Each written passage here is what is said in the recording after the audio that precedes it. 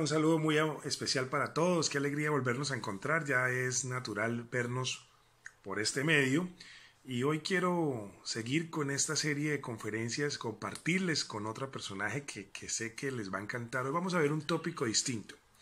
Vamos a ver la poesía como un elemento también de la historia, de la historiografía, de los elementos que vamos a construir dentro de este bicentenario. Y por supuesto, no quería más que presentarles a Fernando Cheyé. Fernando Cheyé Pujar, para muchos de ustedes ya es conocido, es un escritor uruguayo que hace ya 9 años, desde el 2011, se radicó en Colombia, encontró su amor aquí, de una cucuteña además. Es profesor de literatura, es especialista en corrección de estilo y variaciones de la lengua española, es miembro honorario de la Academia de Historia de Norte de Santander y es poeta, por supuesto. Ha ganado diferentes premios, ha escrito diferentes libros de poemarios, tiene su página de blog, es una persona de mucho interés y hoy quiere compartir con ustedes, dentro de estas reseñas históricas, la siguiente pieza que se llama Huellas literarias más allá de las fronteras. Un acercamiento personal a la vida y obra del poeta Carlos Martín, poeta que es de aquí, que es poco conocido, pero que él les va a contar. Así que interesante que por favor reproduzcan este video, lo puedan compartir con todas las personas que quieran por todos los medios de comunicación. Agradecemos al canal Tron nuevamente que nos sigue permitiendo llegar a todo el Gran Santander y disfruten de la poesía y de la historia. Nos acercamos pronto a la conmemoración del Bicentenario de 1821-2021. Un saludo para todos, me alegra mucho verlos. Bienvenidos. Un cordial saludo para todos. Les habla Fernando Cheyé, un escritor y docente uruguayo radicado en Colombia desde el año 2011, precisamente aquí en la ciudad de Cúcuta. Como miembro de honor de la Academia de Historia de Norte de Santander, hoy les voy a compartir una semblanza, una aproximación a la obra y a la vida del poeta Carlos Martín. Me parece una de las voces fundamentales de la poesía colombiana que ha quedado de alguna manera un poco soterrada y por esto a mí me interesa un poco reivindicarla. Además, por una cosa muy personal, que yo estudiando la obra de Carlos Martín pude establecer algunos paralelismos con lo que fue su vida y con lo que es mi vida, como escritor, como poeta, como alguien que está viviendo en un país lejano a su país de origen y que está haciendo su obra en otro país que no es el suyo. El ensayo se titula Huellas literarias más allá de las fronteras y tiene un subtítulo que dice Un acercamiento personal a la vida y a la obra del poeta Carlos Martín. La primera referencia que tuve del poeta Carlos Martín fue en la obra Vivir para contarla, las memorias lamentablemente inconclusas de Gabriel García Márquez, publicadas en el año 2002. Allí, el premio Nobel colombiano se refiere a la importancia que tuvo Martín en la consolidación de su vocación como escritor. Nos cuenta que en el año 1944 Martín ingresó como rector del Liceo Nacional de Varones de Zipaquirá, donde él estudiaba. El tono confesional, claro y ameno de las memorias garciamarquianas llevó a que me hiciera una imagen bastante clara del poeta, que más que poeta, declara Gabriel García Márquez, parecía un abogado por su formalidad en el vestir. Lo imaginé caminando con su bigote esmeradísimamente recortado y su frente despejada por los pasillos de aquella institución, contagiando a esos muchachos llenos de sueños literarios, recomendándoles la lectura de Flaubert, de Dumas, de Thomas Mann, hablándoles, entre otros muchos temas, de los modernistas americanos y de la importancia de la figura de Rubén Darío para la poesía de nuestro continente y de nuestra lengua. Lo cierto es que más allá de su importantísima obra, a la que me referiré más adelante, con su ejemplo, Carlos Martín posibilitó que aquel muchachito flaco y desaliñado, que luego llegaría a la cumbre de la literatura mundial, escribiera su primer reportaje y publicara su primera creación literaria con el seudónimo de Javier Garcés, un poema titulado Canción. Luego de ese primer contacto con la figura de Carlos Martín, he descubierto que son muy curiosos los elementos fortuitos que me vinculan a su vida y también a su obra. En Chiquinquirá, lugar donde nació en 1914, conocí al escritor Raúl Ospina, quien, como director de la Fundación Cultural Getón Ferro en el año 2008, apenas unos meses antes de que Martín muriera, le rindió un homenaje con el descubrimiento de un busto en el parque que lleva el nombre de otro gran poeta chiquinquireño, Julio Flores. Y esto también es muy significativo para mí en este hilo de coincidencias literarias, ya que yo tuve el gusto de conocer el municipio de Usiacurí, la casa donde pasó sus últimos días Julio Flores, gracias a haber ganado un concurso nacional de ensayos que me llevó hasta allí, coincidentemente, con un ensayo sobre la cuentística de Gabriel García Márquez, con lo que parece entonces que la serpiente se termina mordiendo la cola. Hay otros elementos que me acercan, o mejor creo que me emparentan, con lo que fue la vida de este poeta. Al igual que él, soy un docente de literatura que ha ejercido en su país y también en un país extranjero. Martín concretamente lo hizo a partir de 1961 en Holanda, donde ganó por concurso la Cátedra de Literatura Hispanoamericana de la Universidad de Utrecht. Incluso fue nominado como profesor vitalicio gracias a un decreto firmado por la reina Juliana. Al igual que él, he escrito no solamente poesía, sino también crítica literaria, disciplina que he tenido la posibilidad de difundir no solo a través de los libros, sino también desde un programa literario en una radio universitaria extranjera. Yo tuve un programa en la radio 95.2 FM, la radio de la Universidad Francisco de Paula Santander, donde tenía una sección de crítica literaria. Y Martín lo hizo durante 15 años en la radio Nederland. También soy académico de la lengua, como lo fue Martín, y académico de la historia. Carlos Martín precisamente fue académico, miembro no solo de la Academia de la Lengua en Colombia, sino también de la Academia de la Lengua venezolana, país que lo condecoró con la medalla Lucila Palacios. Finalmente, al igual que el gran poeta, he tenido la dicha de haber recibido algunos reconocimientos. Recordemos que Martín obtuvo numerosos galardones, tanto por su obra poética como también ensayística. Allí están los premios que obtuvo con motivo de los 300 años de la muerte de Lope de Vega y del centenario de Bécquer, el premio de la poesía Aurelio Arturo, entre otros. Pero entre los tantos elementos que me diferencian de Carlos Martín es que yo, hasta el momento, no he dirigido ninguna revista literaria, como sí lo hizo el poeta boyacense, que estuvo al frente de Altiplano y también de la revista titulada Sábado. Tampoco soy abogado porque Carlos Martín no solo parecía un abogado, como nos contó García Márquez en su autobiografía con la que empecé la charla, sino que lo fue del Ministerio de Educación y también de la compañía Shell.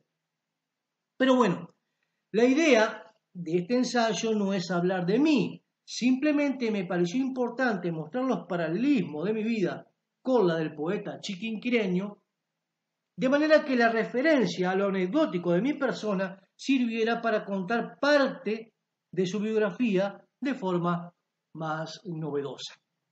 De aquí en más me centraré únicamente en el poeta Carlos Martín, de quien, además de los méritos referidos, hay testimonios de que tenía un espíritu festivo y un trato exquisito con las personas, como parece desprenderse de las palabras del también abogado y catedrático de origen caldense Otto Morales Benítez. Cito a Otto Morales Benítez. Dice: como persona era un hombre muy grato, tenía un humor suave y fino, nunca incomodaba a la gente ni se refería con malos términos, sino que era viendo el lado amable de la vida. Esa actitud positiva del poeta fue la que le dio un aire fresco al grupo literario Piedra y Cielo, del cual fue su miembro más joven, aunque se cuenta que paradójicamente los demás integrantes del grupo le decían el viejo, quizá, pienso yo, por su forma formal en el vestir a la que hacía referencia Gabriel García Márquez.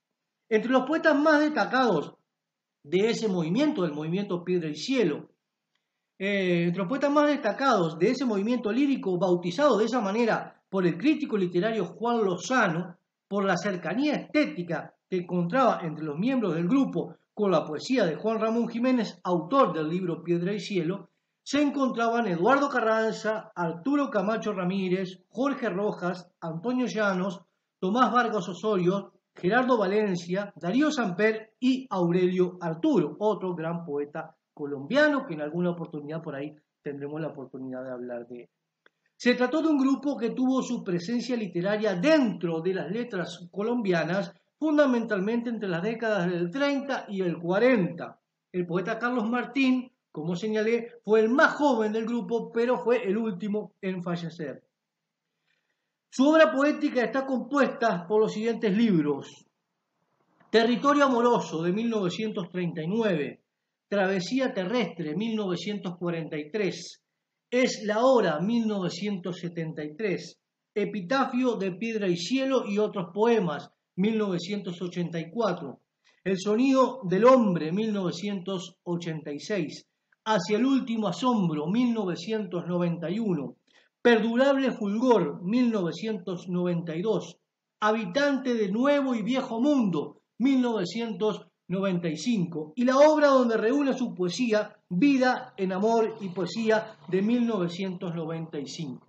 Su obra crítica está integrada por La Sombra de los Días, de 1952, Piedra y Cielo, la poesía hispanoamericana, de 1962, América en Rubén Darío, 1972, Hispanoamérica, Mito y Surrealismo, de 1986, Tomás Vargas Osorio, de 1990, Otto Morales Benítez, de 1995. En 1993 publicó la traducción, con un prólogo incluido, de El Cementerio Marino, la gran obra del poeta francés Paul Valéry. Sobre los poemas del libro Es la Hora, de 1973, dijo el poeta y traductor y ensayista ecuatoriano Jorge Carrera Andrade, lo cito: se encuentran los de inspiración americana, en los que hay versos claves que contienen la verdad de nuestro continente, en sus más claros atributos, el viento universal, el hemisferio abierto sin color ni fronteras, la sed de libertad. Fin de cita. Mientras que Vicente Gervasi, uno de los más destacados poetas venezolanos del siglo XX, dijo de la poesía del piedracelista Carlos Martín, cito a Gervasi: la poesía de Carlos Martín parte del humano y los elementos reales que emplea completan mágicamente los irreales, hundiéndose así en los ámbitos del misterio y del milagro. Logra la corporeidad de lo incorpóreo, sangre, ojeras, amor, lo humano son los tallos alimentando la corola, el color, la medida, el perfume, la creación. Estos elementos resuelven finalmente su mundo erótico. Ellos podrían constituir un peligro en una imaginación pobre, pero en Carlos Martín sirven de impulso y lo colocan en una profunda corriente cósmica, lo elevan y lo hacen tocar las diferentes zonas del misterio. Este poeta, que sigue las más nuevas corrientes poéticas, oye la voz del subconsciente y en su voluntad creadora logra darle los más sorprendentes toques y matices, dice entonces Vicente Gervasi, el gran poeta venezolano. Carlos Martín fue un gran lector, un estudioso profundo de la literatura, cuya obra está influenciada por múltiples escritores de diferentes épocas. Dentro de los europeos, por nombrar solo algunos, fue un gran admirador de los poetas españoles de la generación del 27 y de los franceses Paul Valéry y Paul Éluard, y también del checo Rainer Maria Rilke. Dentro de los poetas latinoamericanos admiró mucho a los chilenos, a Vicente Huidobro y su creacionismo, y a los dos grandes Pablos, a Pablo Roca y a Pablo Neruda. Para cerrar este acercamiento a la poesía de Carlos Martín, leeré algunos poemas escogidos de su magnífica obra.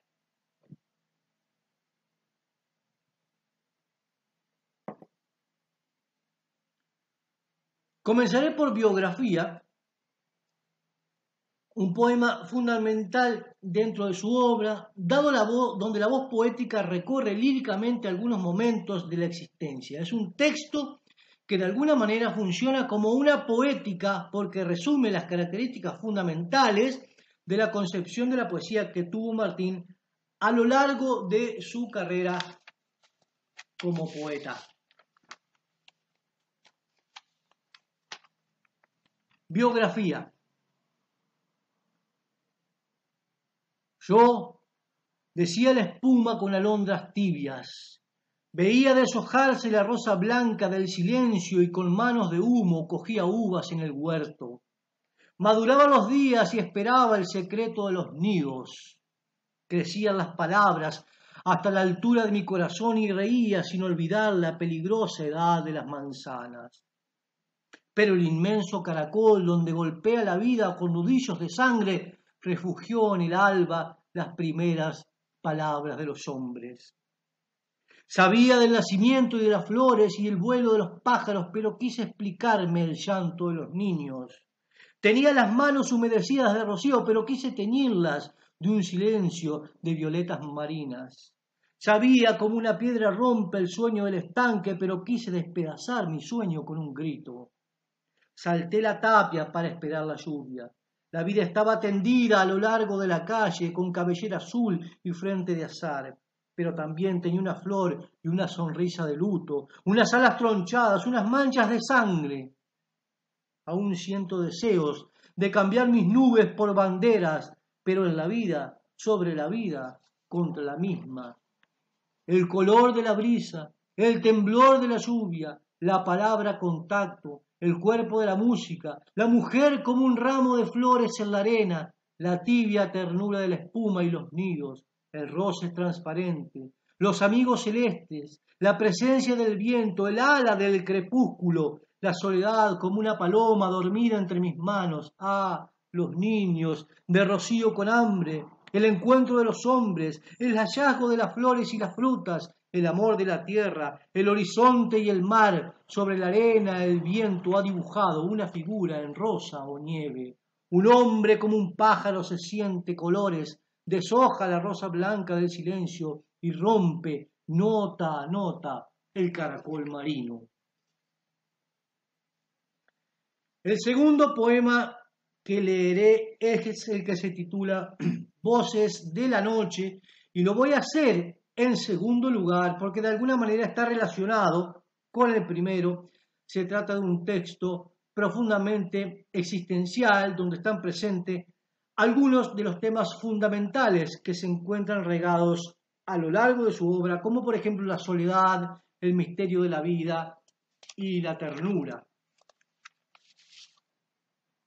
Voces de la Noche está dedicado a Roberto García Peña. Inevitable es tocar ceniza de nuestra propia muerte, pero el terror, no obstante, nos permite gozar aún de ser y de sentir, de soñar y de entregar el corazón en canto a manos llenas. El viento en soledad nocturna lleva ecos de cielo y fragancias de bosque. Algo pasa temblando, algo agita el ramaje de la noche, algo como un beso que detiene la marcha de las estrellas. Señales hay de cimas próximas donde el alba descubre un orden mágico. Una soga invisible tira de mi corazón hacia el musgo que sigue creciendo hasta cubrir las puertas de la vida.